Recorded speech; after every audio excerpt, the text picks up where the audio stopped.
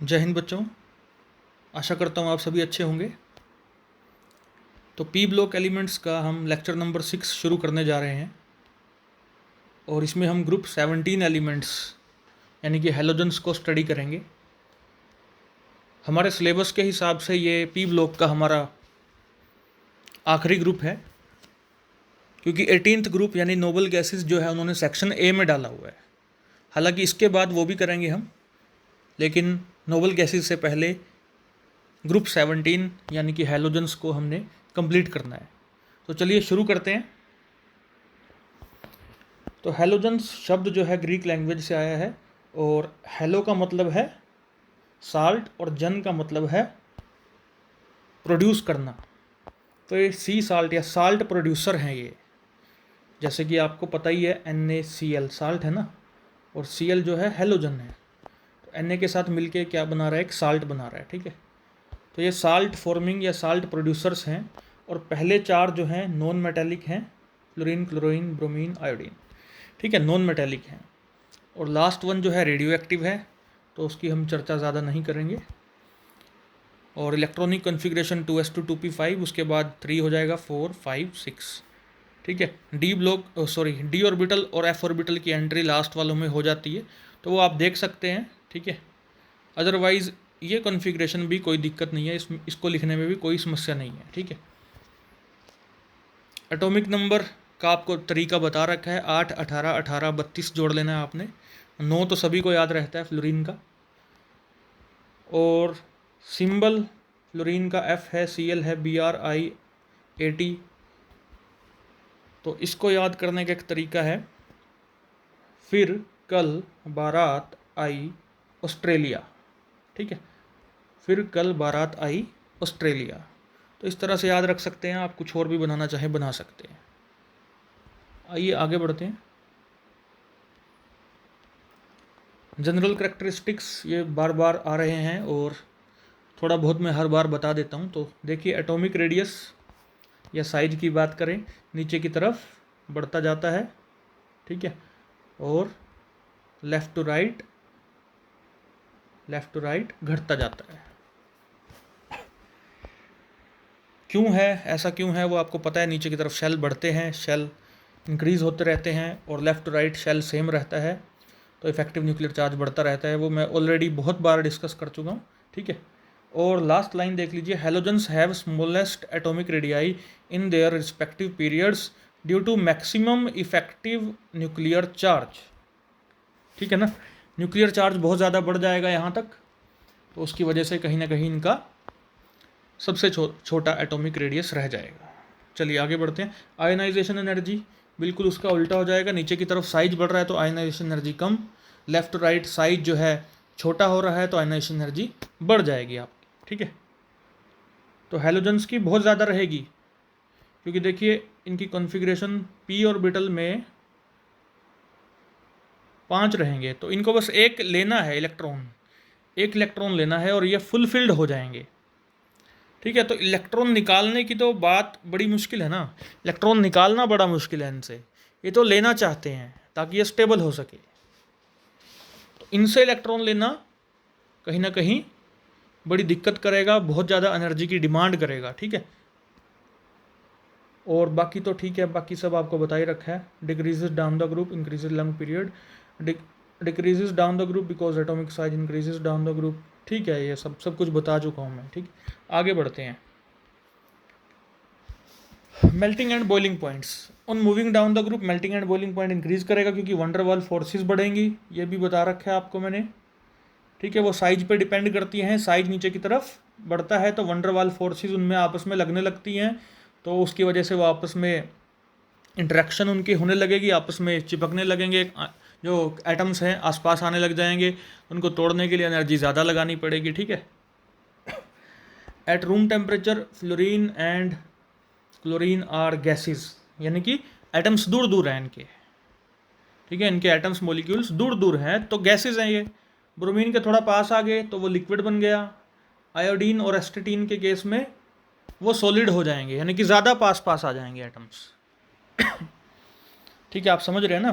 तो इसलिए जो पास पास आ जाएंगे वहाँ वंडर वाल फोर्सेस बढ़ जाएंगी, तो उनको तोड़ना थोड़ा दिक्कत करेगा, एनर्जी ज़्यादा चाहिए, तो मेल्टिंग पॉइंट भी बढ़ जाएगा, बॉइलिंग पॉइंट भी बढ़ जाएगा।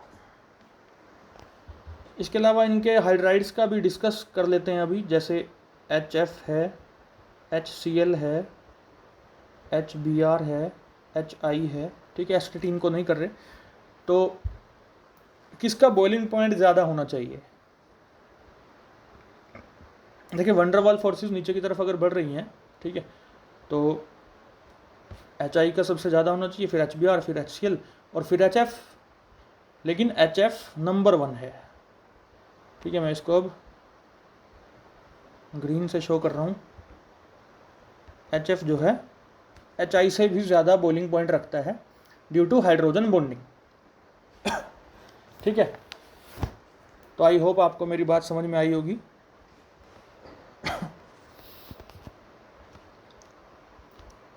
आगे बढ़ते हैं। इलेक्ट्रोनेगेटिविटी, तो हाई इलेक्ट्रोनेगेटिविटी है, और आपको पता होना चाहिए जो फ्लोरीन है मोस्ट इलेक्ट्रोनेगेटिव एलिमेंट है इस पीरियोडिक टेबल में, ठीक है। उसके बाद नंबर 2 पे ऑक्सीजन है और तीसरे नंबर पे नाइट्रोजन है। देखिए इसका जो सेकंड हमारा, मतलब आज एक लेक्चर कर रहा हूँ मैं, इसका जो सेकंड लेक्चर हमारा रहेगा ना बड़ा इंपॉर्टेंट रहेगा। स्ट्रक्चर्स वगैरह कुछ और थोड़े कंसेप्ट हैं उसमें हम डिस्कस करेंगे। आज वाला भी इम्पोर्टेंट है बट इसमें से शायद आप ज़्यादातर जानते हो, क्योंकि ऑलरेडी काफ़ी चीज़ें हम पिछले लेक्चर्स में डिस्कस कर चुके हैं। तो नेक्स्ट लेक्चर, इसका जो सेकंड लेक्चर मैं कराऊंगा, उसमें आपको कुछ नई चीज़ें देखने को मिल सकती हैं, ठीक है। तो हाई इलेक्ट्रोनेगेटिविटी क्यों है ये ऑलरेडी डिस्कस कर चुके हैं। स्मॉल साइज है इनका, इस तरफ तो साइज घटता जाता है ना। हाईएस्ट न्यूक्लियर चार्ज है क्योंकि एटॉमिक नंबर या इलेक्ट्रॉन्स, प्रोटॉन्स ये सब बढ़ रहे हैं, तो प्रोटॉन्स बढ़ रहे हैं तो न्यूक्लियर चार्ज तो बढ़ेगा, ठीक है। और moving down the group electronegativity decreases, already हम सब कुछ डिस्कस कर चुके हैं। Metallic and non metallic character, तो ऑल हेलोजन्स कैसे हैं? नॉन मेटेलिक हैं due to high ionisation energy. इनसे इलेक्ट्रॉन, देखिए मेटल क्या करता है, इलेक्ट्रॉन दे सकता है और पॉजिटिव चार्ज ले लेगा, ठीक है। तो यानी कि वो मेटेलिक करैक्टर है, उसका इलेक्ट्रोपॉजिटिव करैक्टर है। लेकिन ये क्या है, ये इलेक्ट्रॉन देना चाहते ही नहीं है, ये तो लेना चाहते हैं ताकि फुलफिल्ड हो जाएं। तो इसलिए आयोनाइजेशन एनर्जी इनमें बहुत हाई रहेगी, तो इसलिए ये नॉन मेटेलिक है। नीचे की तरफ बढ़ने पर नॉन मेटेलिक करैक्टर जो है कम होता जाता है, यानी कि मेटेलिक करैक्टर कहीं ना कहीं बढ़ता है, ठीक है। इतने सारे हमने ग्रुप्स कर लिए हैं, 13 ग्रुप, 14, 15, 16, ठीक है, 17वां हमारा चल रहा है। तो सब में हमने ऑलरेडी बहुत कुछ डिस्कस कर रखा है, तो काफ़ी सारे कंसेप्ट तो आपको आ गए होंगे। Last element iodine is a solid, अभी थोड़ी देर पहले भी बताया था कि आयोडीन और एस्टेडीन सॉलिड हैं, ठीक है। दोबारा देख लीजिए, फ्लोरीन क्लोरीन जो है गैसेस हैं, यहाँ पे लास्ट लाइन। ब्रोमीन जो है लिक्विड होता है, बड़ा खतरनाक लिक्विड होता है ये, ठीक है। ब्रोमीन जो है अगर हाथ पे गिर जाए तो कहते हैं कि हाथ में से छेद करके नीचे से निकल जाएगा, तो बड़ा खतरनाक है। और आयोडीन जो है सॉलिड है, आपने लैब में देखा भी होगा, ठीक है। आयोडीन क्या होता है, लगभग वायलेट से कलर का होता है, सॉलिड डार्क वायलेट से कलर का, और काफ़ी महंगी होती है, इसकी बोतल छोटी सी आती है, ठीक है। एक्सपेरिमेंट आप लैब में कर चुके होंगे आयोडीन के साथ, तो आपको पता होना चाहिए। अब देखिए इसकी एक लस्चर भी है, थोड़ी चमक भी मारेगा ये, यानी कि थोड़ा थोड़ा मेटेलिक करैक्टर आने लग रहा है नॉन मेटेलिक, लेकिन झलक सी आ रही है, थोड़ी सी लस्चर मार रहा है, ठीक है, चमक मार रहा है। पॉजिटिव आयंस भी बनाता है ये, I+ और I3+, इनका भी डिस्कस करेंगे बाद में। तो देखिए पॉजिटिव आयन अगर बना रहा है तो फिर क्या है, थोड़ा सा मेटेलिक करैक्टर आ रहा है, बट आप कहेंगे क्या नॉन मेटेलिक हैं सभी के सभी, क्योंकि प्रॉपर मेटल नहीं है ये, ओके। इलेक्ट्रॉन एफिनिटी बहुत इंपॉर्टेंट रहेगा एग्जाम पॉइंट ऑफ व्यू से, इनकी इलेक्ट्रॉन एफिनिटी बहुत ज़्यादा है, यानी कि इलेक्ट्रॉन चाहते हैं, क्यों चाहते हैं अभी बताया था आपको, 1 2 3 4 5, छठा इलेक्ट्रॉन इनको चाहिए, छठा इलेक्ट्रॉन इनको चाहिए कहीं से, फुल फिल्ड कॉन्फ़िगरेशन अटेन करने के लिए इनको छठा इलेक्ट्रॉन चाहिए पी ब्लॉक में। p ऑर्बिटल्स में, और नीचे की तरफ इलेक्ट्रॉन एफिनिटी वैल्यू डिक्रीज करेगी नीचे जाने पर, डाउन द ग्रुप। तो फ्लोरीन की सबसे ज़्यादा होनी चाहिए थी, ठीक है, लेकिन उसकी लो वैल्यू है क्लोरीन के मुकाबले। देखिए फ्लोरीन की सबसे ज़्यादा होनी चाहिए थी, सबसे ज़्यादा, लेकिन क्लोरीन की सबसे ज़्यादा है बच्चों। यही तो क्वेश्चन है फिर, ठीक है, जो आपसे पूछा जाएगा। तो ये ऑर्डर रहेगा लगभग, ठीक है। फ्लोरीन नंबर 1 आएगा, नहीं सॉरी, क्लोरीन नंबर 1 आएगा, फ्लोरीन नंबर 2 आएगा बच्चों। फ्लोरीन को नंबर 1 होना चाहिए क्योंकि वो सबसे ज़्यादा इलेक्ट्रोनेगेटिव है, सबसे ज़्यादा इलेक्ट्रोनेगेटिव, तो उसको नंबर 1 होना चाहिए था, लेकिन है नहीं, क्लोरीन है नंबर 1। तो ये क्वेश्चन आपके एग्जाम में आ सकता है कि किसकी है और क्यों है। तो आइए देखते हैं ज़रा ऐसा क्यों है। अब लो वैल्यू ऑफ फ्लोरीन क्यों है और क्लोरीन किससे ज़्यादा क्यों है। देखिए फ्लोरीन का साइज होता है छोटा, ठीक है, क्लोरीन का उससे थोड़ा बड़ा होएगा। तो ऑलरेडी 3 लोन पेयर हैं इनके पास, आपको पता है, ठीक है ना। फ्लोरीन के पास, क्लोरीन के पास, सभी के पास क्या है, 3 लोन पेयर। तो इनकमिंग इलेक्ट्रॉन को क्या होगा, इस छोटे, एक तो छोटे साइज पे इनकमिंग इलेक्ट्रॉन को रहना है, ठीक है, दूसरा रिपल्शन होएगी लोन पेयर्स की वजह से, ठीक है। तो इस रिपल्शन में कुछ एनर्जी लग जाएगी, तो एनर्जी जब इस इलेक्ट्रॉन को लेने के बाद निकलेगी उसे बोलते हैं ना इलेक्ट्रॉन एफिनिटी। आपको पिछले सेमेस्टर में मैंने डिटेल में पढ़ाया हुआ इलेक्ट्रॉन एफिनिटी। इलेक्ट्रॉन मिलने के बाद जो एनर्जी निकलेगी दैट इज इलेक्ट्रॉन एफिनिटी। अब कुछ एनर्जी क्यों, कहाँ लग गई, कहाँ खर्च हो गई, इस इलेक्ट्रॉन और जो यहाँ पर इलेक्ट्रॉन्स हैं, इस इलेक्ट्रॉन और जो यहाँ पर इलेक्ट्रॉन्स हैं फ्लोरीन के पास, लोन पेयर्स हैं, उनकी रिपल्शन को ओवरकम करने में खर्च हो गई। जो बाहर जो निकल के आएगी बच्चों वो कम हो जाएगी, कम हो जाएगी। क्लोरीन का साइज थोड़ा सा बड़ा है इससे, तो वहाँ रिपल्शन थोड़ा कम होंगी, इनकमिंग इलेक्ट्रॉन आ सकेगा, ठीक है। तो इसलिए इलेक्ट्रॉन एफिनिटी फ्लोरीन के केस में क्लोरीन के मुकाबले कम हो जाती है। क्लोरीन याद रखिएगा has the highest electron affinity in this group. I hope आपको ये चीज़ क्लियर हो जाएगी क्योंकि बहुत इंपॉर्टेंट है। ऑक्सीडेशन स्टेट्स देखिए, अब फ्लोरीन तो जो है वो सबसे ज़्यादा इलेक्ट्रोनेगेटिव है पीरियोडिक टेबल में, तो पॉजिटिव ऑक्सीडेशन स्टेट शो नहीं करेगा, केवल -1 शो करेगा, माइनस की ऑक्सीडेशन स्टेट दिखाएगा वो केवल।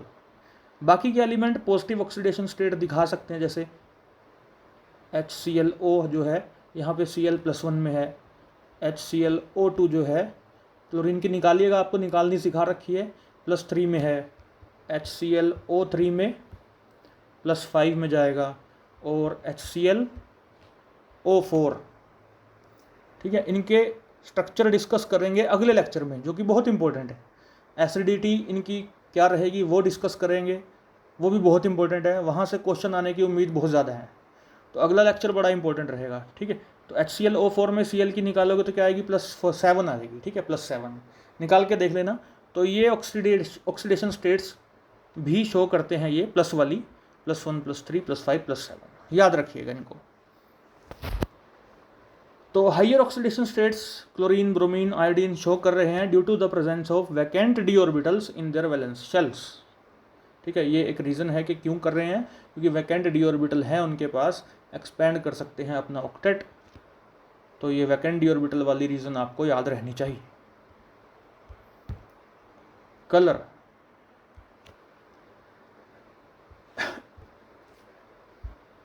सभी हैलोजेंस कलर शो करते हैं,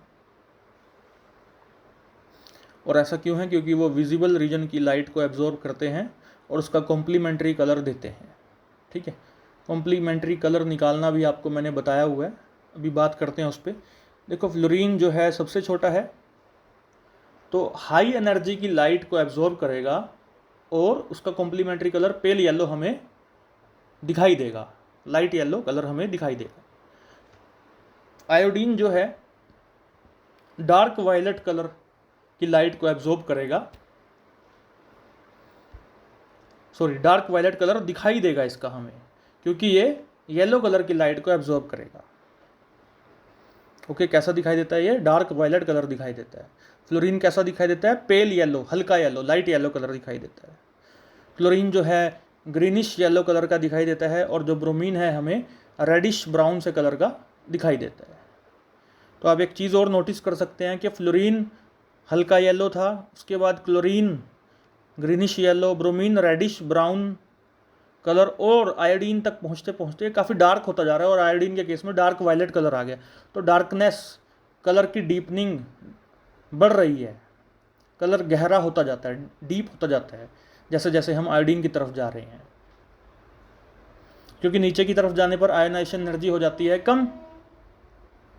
ठीक है, तो इलेक्ट्रॉन को निकालना भी आसान होता है, और इलेक्ट्रॉन को एक्साइट करना वो भी आसान हो जाएगा, उसमें भी कम एनर्जी लगेगी। तो आयोडीन के केस में एक्साइटेशन एनर्जी जो चाहिए हमें, इलेक्ट्रॉन की एक्साइटेशन एनर्जी वो कम चाहिए हमें, यानी कि उसकी वेवलेंथ ज़्यादा होगी और आयनाइजेशन जो उसकी एनर्जी होगी वो कम होगी, वेवलेंथ ज़्यादा होगी। लिख देता हूँ मैं, विब ग्योर। तो आप सबको पता है कि इस तरफ जाने पर रेड लाइट की वेवलेंथ सबसे ज़्यादा होती है और एनर्जी कम होती है। तो आयोडीन के केस में हमें कम एनर्जी चाहिए। ठीक है, तो आयोडीन येलो वाली यानी कि कम एनर्जी की लाइट को एब्जॉर्ब करेगा। ओके, और इसका कॉम्प्लीमेंट्री कलर लगभग हमें कैसा मिलेगा? फिर वायलेट मिल जाएगा, लगभग डार्क वायलेट। और फ्लोरीन के केस में क्या होगा? एक तो वो छोटा है, ठीक है, आयोनाइजेशन एनर्जी भी ज़्यादा लगती है वहाँ, तो एक्साइटेशन एनर्जी भी ज़्यादा रहेगी, इलेक्ट्रॉन्स को एक्साइट कराने में एनर्जी ज़्यादा लगेगी। तो ज़्यादा एनर्जी वाली लाइट कौन सी है भाई? वायलेट। तो वो वायलेट को एब्जॉर्ब करेगा और फिर हमें हल्का येलो दिखाई देगा। ठीक है, ये कलर्स आपको ध्यान में रखना चाहिए, अच्छा क्वेश्चन बन सकता है यहाँ से। और ये इस तरह से O लिख दो R। ठीक है, तो देखिए वायलेट के अपोजिट क्या आ रहा है बच्चों? येलो, या येलो के अपोजिट क्या आ रहा है? वायलेट। तो येलो एब्जॉर्ब करेगा तो वायलेट दिखाई देगा, कौन? आयोडीन। और वायलेट एब्जॉर्ब करेगा फ्लोरीन, तो कैसा दिखाई देगा? येलो। Complementary colour. ठीक है, आर्टिस्ट्स कलर व्हील इसको बोलते हैं। ये भी पहले मैंने आपको बताया हुआ है, फर्स्ट सेम में बताया हुआ आपको। चलिए आगे बढ़ते हैं अब हम। Chemical reactivity of halogens. Halogens are most reactive elements as a family. बिल्कुल बहुत रिएक्टिव हैं। क्यों? क्योंकि एक इलेक्ट्रॉन चाहिए बस, तो तलाश में रहेंगे कि मिल जाए, फुल फील्ड कॉन्फ़िगरेशन अटेन करना चाहते हैं, है ना। तो फ्लोरीन इनमें सबसे ज़्यादा रिएक्टिव रहेगा। रीजंस देख लेते हैं, reasons for high reactivity. Low bond dissociation energy. तो बॉन्ड डिसोसिएशन एनर्जी जो है, यानी कि F और F के बीच का बॉन्ड तोड़ने के लिए जो एनर्जी चाहिए, या Cl बॉन्ड तोड़ने के लिए चाहिए, वो बॉन्ड डिसोसिएशन एनर्जी कहलाएगी। तो वो एनर्जी जो है इनके केस में कम ही है ओवरऑल। हाँ, बॉन्ड एनर्जी का ऑर्डर देख लेते हैं एक बार। क्लोरीन की सबसे ज़्यादा रहती है, फिर ब्रोमीन आता है, और F2 जो है यहाँ पर आता है। ठीक है, ये ऑर्डर रहेगा आपका बॉन्ड डिसोसिएशन एनर्जी का। सभी की लो है, बट लो में भी ऑर्डर क्या रहेगा? इस लो में भी क्लोरीन की सबसे ज़्यादा है, फिर ब्रोमीन, फिर फ्लोरीन, फिर आयोडीन। तो क्वेश्चन उठता है कि फ्लोरीन जो है पहले नंबर पे क्यों नहीं है? यहाँ क्यों नहीं है? यहाँ नहीं है फ्लोरीन। ऐसा क्या हुआ कि फ्लोरीन की कम हो गई? तो देखिए F और F, एक तो दोनों के साइज छोटे हैं, तो जो बॉन्ड है वो भी छोटा बॉन्ड है इन दोनों के बीच, और लोन पेयर हैं 1 2 3, इधर भी 1 2 3। तो लोन पेयर्स में क्या होती है आपस में? रिपल्शन। छोटा बॉन्ड है इसका, पास पास हैं एटम, तो इसकी वजह से लोन पेयर्स भी पास पास हैं, तो अच्छी खासी रिपल्शन यहाँ होगी। तो इस रिपल्शन की वजह से ऑलरेडी ये एक दूसरे को धक्का मारने में लगे हुए हैं, तो एनर्जी कम ही लगेगी इनको जुदा करने में, अलग करने में, और ये बॉन्ड आसानी से टूट जाएगा फ्लोरीन के केस में, है ना। सब में है लोन पेयर, लेकिन फ्लोरीन का बॉन्ड छोटा है, छोटे साइज की वजह से, तो इसलिए वो ऑर्डर रहेगा जो मैंने अभी लिखा था, ध्यान में रखिएगा। फ्लोरीन तीसरे नंबर पे है, F2। दूसरा रीज़न है high electron affinity. Electron affinity इनकी हाई रहती है, ऑलरेडी हम देख चुके हैं कि क्लोरीन की ज़्यादा रहेगी फ्लोरीन से, याद रखिएगा। फ्लोरीन की होनी चाहिए थी ज़्यादा, लेकिन क्लोरीन की ज़्यादा होती है फ्लोरीन से। तो सभी की इलेक्ट्रॉन एफिनिटी अच्छी खासी है, क्योंकि सभी को एक एक इलेक्ट्रॉन चाहिए, और क्लोरीन की सबसे ज़्यादा है, ठीक है। तो इलेक्ट्रॉन एफिनिटी अच्छी खासी होने की वजह से इलेक्ट्रॉन को ये चाहते हैं कि आए, मिल जाए। बॉन्ड डिसोसिएशन एनर्जी कम होने की वजह से बॉन्ड जल्दी टूट जाएगा, तो फिर रेडिकल टाइप बनेगा कुछ, तो वो जल्दी रिएक्ट करेगा, रेडिकल्स रिएक्टिव होती हैं, ठीक है। इलेक्ट्रॉन एफिनिटी अच्छी खासी है, चाहते हैं मिल जाए इलेक्ट्रॉन, ऑक्टेट पूरा हो जाए, तो ये रीजंस रहेंगी इनके अच्छी खासी रिएक्टिविटी होने का। और ऑर्डर ऑफ रिएक्टिविटी अगर लिखना चाहें तो फ्लोरीन का सबसे ज़्यादा है, क्लोरीन आ जाएगा, फिर ब्रोमीन आ जाएगा, फिर आयोडीन आ जाएगा।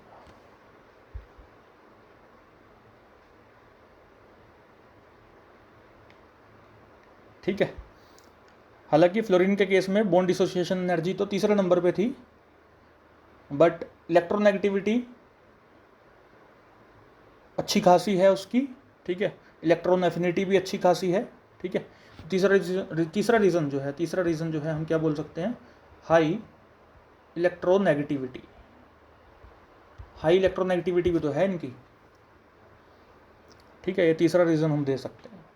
तो इन तीनों का कॉम्बिनेशन जो होगा उससे बनेगा F2 सबसे ज़्यादा, फिर Cl2, फिर Br2, फिर I2, ऑर्डर ऑफ रिएक्टिविटी।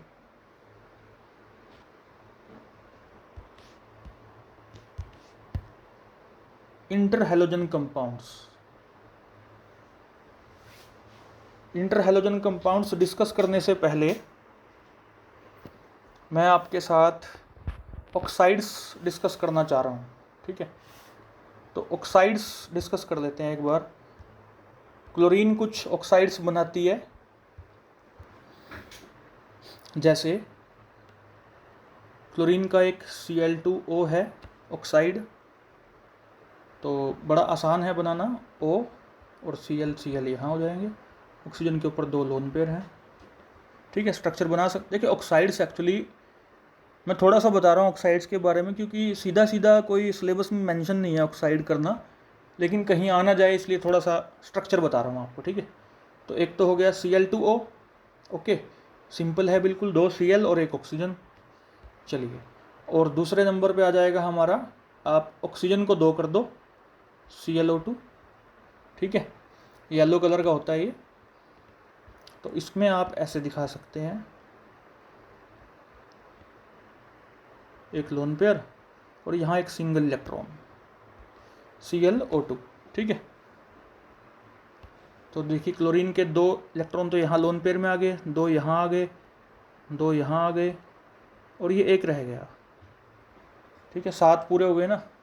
लेकिन ऑक्टेट हालांकि पूरा नहीं हुआ है, लेकिन ये डाइमराइज नहीं करता है, क्योंकि ये अनपेड इलेक्ट्रॉन जो है रेजोनेंस में रहता है, तो उसकी वजह से ये डाइमराइज नहीं करेगा। क्योंकि देखिए अनपेड इलेक्ट्रॉन होता है तो डाइमराइजेशन पॉसिबल होती है, बट ये नहीं करता, ध्यान में रखिएगा, ठीक है। ClO2 हो गया। उसके बाद हम कर सकते हैं Cl2O4। तो पहले इसका स्ट्रक्चर ऐसे दिया जाता था, Cl2O6, ऐसे डबल बॉन्डेड ऑक्सीजन 3, एक क्लोरीन पे 3 दूसरे पे लगा दो, तो ये दिया जाता था, लेकिन ये गलत है, ठीक है। तो सही वाला देखो,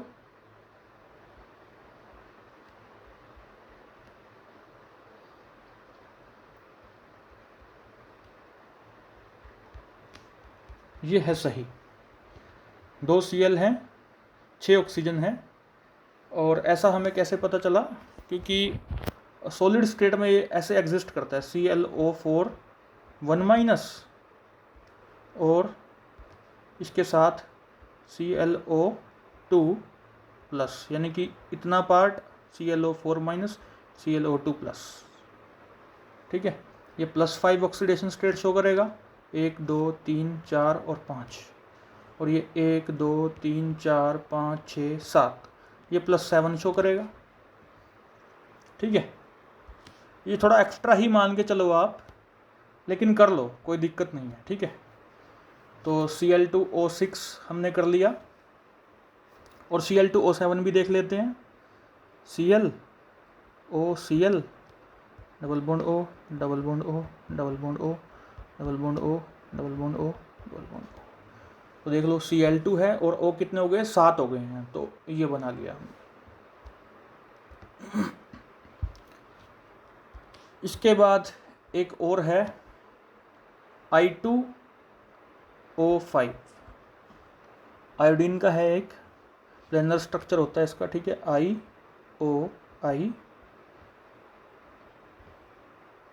यहाँ पे O, यहाँ पे O, यहाँ पे O, यहाँ पे O।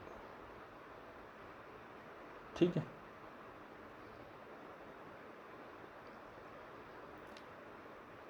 तो इस तरह से इसका स्ट्रक्चर रहता है।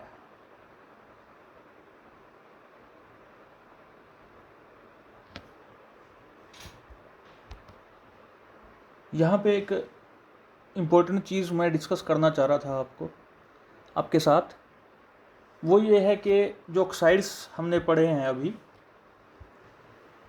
उसमें क्लोरीन भी ऑक्साइड्स बना रहा है, और जो आयोडीन है वो भी बना रहा है, ब्रोमीन भी बना लेता है, BrO। लेकिन क्लोरीन के ऑक्साइड्स और आयोडीन के ऑक्साइड्स स्टेबल होते हैं और ब्रोमीन के नहीं होते। तो उसका एक कारण है, IIT JEE नीट वगैरह में पूछ लिया जाता है ये क्वेश्चन। ठीक है, मैं डिस्कस कर लेता हूँ, तो ध्यान से सुनिएगा। जो क्लोरीन है ना, वो p-pi-d-pi बॉन्डिंग कर सकता है। क्यों कर सकता है, उसका भी एक कारण होता है, खैर उसकी डिस्कशन नहीं कर रहा मैं। ठीक है, तो क्लोरीन जो है ऑक्सीजन के साथ p-pi-d-pi बॉन्डिंग अच्छे वाली कर सकता है। बता देता हूँ चलो क्यों कर सकता है। क्योंकि देखिए, लेफ़्ट टू राइट साइज घटता है पीरियोडिक टेबल में, जब लेफ़्ट टू राइट चलते हैं तो साइज घटता है। जैसे ये बोरोन है, carbon, nitrogen, oxygen, fluorine, aluminium, silicon, phosphorus. ठीक है, तो इस तरफ जा रहे हैं हम, क्लोरीन की तरफ, तो साइज घट रहा है। तो क्लोरीन का साइज छोटा है तो उसके डी ऑर्बिटल का साइज भी थोड़ा छोटा होगा। तो ऑक्सीजन का p ऑर्बिटल और क्लोरीन का d ऑर्बिटल ठीक ठाक ओवरलैप करेंगे, इफेक्टिव ओवरलैप आप कह सकते हो। p-pi-d-pi ओवरलैप, इफेक्टिव ओवरलैप होगा। तो इसकी वजह से क्लोरीन तो कर लेगा p-pi-d-pi बॉन्डिंग, पाई बॉन्ड बना लेगा, तो वो हो जाएगा स्टेबल। ठीक है, अब आयोडीन के केस में क्या रहता है कि पोलैरिटी बढ़ जाती है। मेरा मतलब पोलैरिटी कैसे, ऑक्सीजन की पोलैरिटी अच्छी खासी है, और उधर से आयोडीन जो है मेटेलिक, थोड़ा सा मेटेलिक करेक्टर रखे हुए है, पीछे डिस्कस किया था हमने। ठीक है, तो एक पोलर आ जाएगा, पोलर नेचर आ जाएगा बॉन्ड में, तो पोलैरिटी आ जाएगी, तो वो स्टेबल हो जाएगा अपने आप में। ब्रोमीन के पास ये दोनों ही चीज़ें नहीं है, दोनों क्वालिटीज़ नहीं है। ठीक है, तो बस इतना ही ऑक्साइड्स के बारे में काफ़ी है, काफ़ी डिस्कस कर लिया मैंने। अब हम बढ़ते हैं अगले हमारे टॉपिक की तरफ, जो कि बहुत इंपॉर्टेंट है, इंटर हैलोजन कंपाउंड्स। अब देखिए, इंटर और हैलोजन, हैलोजन तो सभी को पता है क्या है, fluorine, chlorine, bromine, iodine. Inter का मतलब क्या है? जैसे इंटर कॉलेज कंपटीशन, मतलब दो अलग अलग कॉलेजेस के बीच में। इंट्रा का मतलब होता है इंट्रा कॉलेज कंपटीशन, कॉलेज के अंदर ही, कॉलेज के ही बच्चों के बीच, है ना। तो इंटर मतलब अलग, दो अलग अलग हैलोजन आए और उन्होंने बॉन्डिंग कर ली। जैसे ClF आपके सामने है, ICl, IF7। ठीक है, इनमें से काफ़ी कुछ तो आपने देख भी रखे होंगे। The compounds containing 2 or more halogen atoms are called as interhalogen compounds। ठीक है, जैसे कि ClF, IF7, less electronegative halogen पहले लिखते हैं हम और बाद में हाईली इलेक्ट्रोनेगेटिव एटम को लिखा जाता है। ये तो रूल है इनऑर्गेनिक का, ठीक है।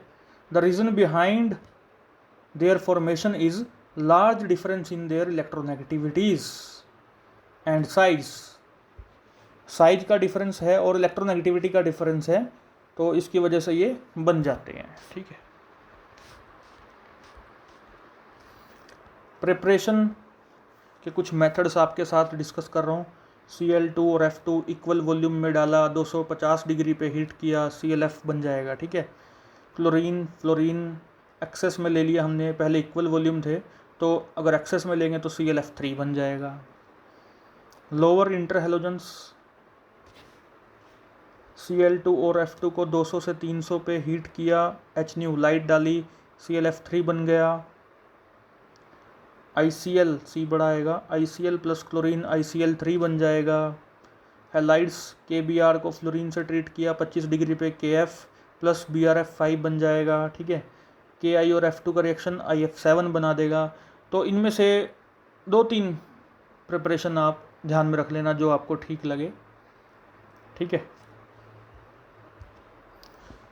ठीक है, 2-3 प्रिपरेशन ज़रूर याद रख के जानी है आपने, क्योंकि BSc में ऐसा क्वेश्चन आ जाता है कि 1 या 2 नंबर में प्रिपरेशन लिखने को आ सकता है, ठीक है। हाँ, यहाँ पे ठीक कर लो, ClF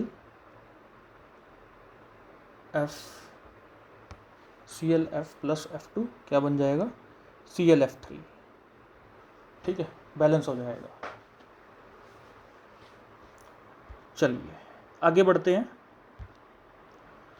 properties of inter halogen compounds. तो पहला है polar nature. All inter halogen compounds are covalent, सभी के सभी कोवलेंट हैं। कुछ पोलैरिटी तो है ही है इनमें, ठीक है। Polarity is due to the electronegativity difference. Physical state inter halogen compounds exist as gases, liquids and solids, जैसे कि ClF, BrF, IF7 गैसेज हैं, IF5, BrF5 लिक्विड हैं, ICl3, IF3 are solids. Melting and boiling point, greater the electronegativity difference between halogen atoms, greater will be the intermolecular forces of attraction between them and hence greater will be the melting and boiling point। ठीक है, काफ़ी कुछ already मैं discuss कर चुका हूँ, क्योंकि देखिए सॉलिड बनने का रीज़न तो क्या होता है, वंडरवाल फोर्सेस ऑफ अट्रैक्शन का बढ़ जाना, वो मैं आपसे डिस्कस पहले भी कर चुका हूँ। मेल्टिंग पॉइंट, बॉइलिंग पॉइंट ज़्यादा कैसे होएगा, क्योंकि इलेक्ट्रोनेगेटिविटी डिफरेंस अगर ज़्यादा है तो ये अच्छी बॉन्डिंग करेंगे, ठीक है, और आपस में जो मॉलिक्यूल्स हैं इनके, उनके बीच भी इंटरेक्शंस होंगी, अट्रैक्शन होगी, एक दूसरे के साथ चिपक के रहना चाहेंगे, तो उनको तोड़ने के लिए ज़्यादा एनर्जी लगेगी, मेल्टिंग पॉइंट, बॉइलिंग पॉइंट बढ़ जाएगा, ठीक है। रिएक्टिविटी देखिएगा इनकी अच्छी खासी रहेगी, क्योंकि हैलोजन से ही बने हैं आखिरकार इंटर हैलोजन कंपाउंड्स, तो अच्छी खासी रिएक्टिविटी दिखाएंगे। Due to weak bond formation between dissimilar halogens, ठीक है। Na plus ICl, NaI plus NaCl, तो ICl जो है रिएक्टिव है और सोडियम के साथ रिएक्ट करता हुआ आपको नज़र आ रहा है, NaI प्लस NaCl बना रहा है। ClF3 is very strong fluorinating agent, ये ध्यान में रखिएगा, ठीक है। फ्लोरीन की सप्लाई कर सकता है ये, is a very strong fluorinating agent. AgCl के साथ अगर इसका रिएक्शन कराएंगे तो देखिए AgF बन जाएगा आपके पास, क्लोरीन, और ClF बन जाएगा, ठीक है। तो रिएक्टिव हैं। आयनाइजेशन, सॉल्यूशन में डाल देंगे तो पार्शली आयनाइज्ड रहेंगे ये, मतलब थोड़ा बहुत टूट जाएंगे आयंस में। पार्शली का मतलब नॉट कंप्लीट, पूरी तरह से नहीं टूटेंगे आयंस में, लेकिन टूट जाएंगे लिक्विड स्टेट में या सॉल्यूशन में। जैसे फ्यूज्ड ICl और ICl3 जो हैं, उनकी कुछ ना कुछ स्पेसिफिक कंडक्टेंस नज़र आ रही है, 10 की पावर -3 पर ओम पर सेंटीमीटर, या ओम इनवर्स सेंटीमीटर इनवर्स, जैसा भी आप कहना चाहें। और ICl देखिए टूट जाएगा I प्लस ICl2 माइनस में, ICl3 टूट जाएगा ICl2 प्लस ICl4 माइनस में, ठीक है। ये इक्विलिब्रियम का साइन हम थोड़ा सा ठीक कर लेते हैं, ठीक है, बाकी ओके है। तो थोड़ा बहुत आयनाइज हो जाएंगे ये पार्शली। आगे बढ़ते हैं। डायमैग्नेटिक नेचर है इनका, न्यूट्रल इंटरहैलोजन मॉलिक्यूल्स या यूनी नेगेटिव आयंस, ये सभी डायमैग्नेटिक हैं। इसका मतलब क्या है, इसका मतलब है कि अनपेड इलेक्ट्रॉन नहीं रह पा रहा है इनके ऊपर, ठीक है। जैसे फ्लोरीन है 1s2 2s2 2p5, तो लास्ट वाले शेल में कितने हैं, 7 है ना, ठीक है। तो यानी कि अगर 2-2 का जोड़ा बनाए तो एक अनपेड रह रहा है ना, ठीक है। तो लेकिन जब ये किसी के साथ दूसरे के साथ मिलेगा तो क्या करेगा, या तो शेयरिंग ऑफ इलेक्ट्रॉन करेंगे और या फिर जोड़े के रूप में, लोन पेयर के रूप में उनको रखेंगे, ठीक है। तो डायमैग्नेटिक नेचर इनका हमें नज़र आने वाला है। आगे बढ़ते हैं। ऑक्सीडाइजिंग एजेंट तो रहेंगे ही, ठीक है, स्ट्रॉन्ग ऑक्सीडाइजिंग एजेंट रहेंगे क्योंकि हैलोजेंस से बन रहे हैं और हैलोजेंस तो अच्छे खासे ऑक्सीडाइजिंग होते हैं, तो उन्हीं से बन रहे हैं ये इंटर हैलोजन कंपाउंड्स, तो ये भी ऑक्सीडाइजिंग एजेंट की तरह काम करेंगे। हाइड्रोलिसिस देख लीजिए, सिंपल है, देखो ICl पे आप, मैंने बताया था पहले भी, ऐसे कर सकते हैं और वाटर को H+OH- की फॉर्म में लिख लो, तो इसका पॉजिटिव उसके नेगेटिव के साथ निकाल दो, HCl बन गया बच्चों, और क्या बन गया, HOI। तो इसी तरह से आपका दूसरा भी हो जाएगा, ठीक है। तीसरे में क्या करेंगे आप, IF5 है, कितने हैं, 5 हैं, तो 5 लिख लिए मैंने। वाटर से OH की सप्लाई हो जाएगी इनको, ठीक है। तो हर एक F की जगह क्या कर देंगे आप, OH, इसको दोबारा लिख लेता हूँ, I के ऊपर कितने OH लग जाएंगे, 5 OH आर देयर, मैंने लिख लिए 5 OH, ठीक है। 2 में से वाटर निकाल दो साइड वालों से, ठीक है। तो यहाँ क्या रह जाएगा, देखो एक I रह जाएगा बच्चों, एक रह जाएगा I आपके पास, फिर एक H रह जाएगा, ऑक्सीजन कितना है, 1 2 3, तो क्या बन गया, HiO3। तो ये इसका छोटा सा मैकेनिज्म भी मैंने आपको बता दिया, अदरवाइज़ आप याद रख सकते हैं जैसा भी आपको ठीक लगे, ठीक है। हाइड्रोलिसिस करके दिखा दिया आपको, 3 रिएक्शन दिखा दिए, 2-4 और अगर आप देखना चाहें हाइड्रोलिसिस के तो अपने लेवल पे किताब से आप देख सकते हैं। आगे बढ़ते हैं बच्चों। Thermal stability, it will be high if electronegativity difference will be high, ठीक है। थर्मल स्टेबिलिटी हाई रहेगी, यानी कि बॉन्डिंग अच्छी हो जाएगी अगर इलेक्ट्रोनेगेटिविटी डिफरेंस ठीक ठाक रहेगा तो, क्योंकि इससे इंटरमोलिकुलर फोर्सेस आपस में बढ़ जाएंगी, है ना। तो IF जो है, आयोडीन, देखिए फ्लोरीन सबसे ऊपर है, क्लोरीन, ब्रोमीन, आयोडीन, तो इसकी इलेक्ट्रोनेगेटिविटी सबसे ज़्यादा है, तो नीचे की तरफ इलेक्ट्रोनेगेटिविटी घटेगी, तो I की सबसे कम होगी, तो इन दोनों का आपस में अगर कॉम्बिनेशन होगा IF, तो वो सबसे बढ़िया थर्मल स्टेबिलिटी रखेगा। फिर BRF, फिर CLF, ठीक है, और फिर ICL, फिर IBR, फिर BRCL, तो इस तरह से रहेगा। और BRCL तो वैसे अनस्टेबल होता है, Br2 और Cl2 बना देता है, ठीक है। सो यहाँ पे हमारा लेक्चर, आज का पहला लेक्चर इसका, इस फैमिली का, हैलोजेंस का ख़त्म होता है। और एक कोट है यहाँ पर, एक, if you want to shine like sun, अगर आप सूरज की तरह चमकना चाहते हैं तो पहले आपको, first you have to burn like sun, जलना पड़ेगा। तो जलने का मतलब आग में नहीं जलना, ठीक है, आपको कड़ी तपस्या, कड़ी मेहनत करनी पड़ेगी, तभी आप चमक सकते हैं। आई होप आपको काफ़ी कुछ समझ आया होगा और अगले लेक्चर में बहुत कुछ सीखने को मिलेगा। Thank you very much, have a nice day, जय हिंद बच्चों।